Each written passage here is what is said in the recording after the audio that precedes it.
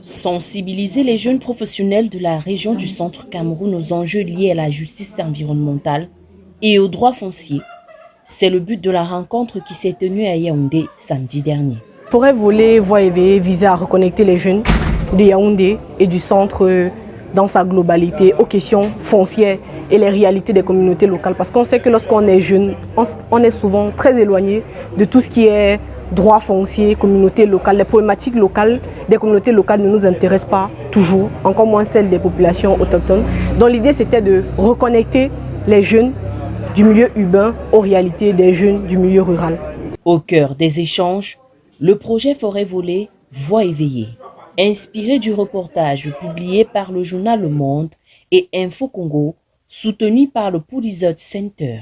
Une rencontre organisée par Climate Life Movement qui a permis de réfléchir sur les solutions pour améliorer la gouvernance forestière et garantir le droit foncier des communautés. On voit déjà le nombre de participants qui se sont mobilisés. Ça veut dire que la question du foncier, c'est une question qui intéresse plusieurs personnes et les jeunes sont davantage intéressés par cette thématique.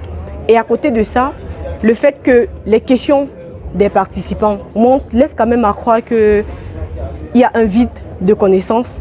Et si on se dit les jeunes urbains n'ont pas déjà accès à ces informations-là, qu'en est-il des jeunes des milieux ruraux? Plus de 100 jeunes, professionnels, membres d'organisations ont répondu présents. Ils ont pu être édifiés sur les concepts liés aux droits fonciers, à l'exploitation forestière, aux dispositions légales, sans oublier les réglementations du droit foncier, afin de dresser un état des lieux. Les textes législatifs au Cameroun existent. Ils sont même très bien écrits. Mais le véritable problème que l'on peut reprocher à ces textes, c'est leur vétusté.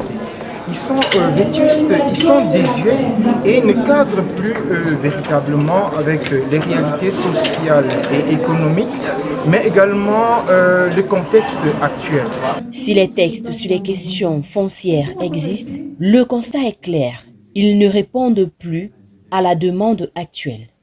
Résultat, les autochtones, les jeunes et les femmes en particulier sont les premières victimes. Ce qui pose problème, c'est que la femme dans la globalité ne bénéficie pas du statut légal de l'appropriation foncière du point de vue de là où elle est née, si on peut le dire comme ça.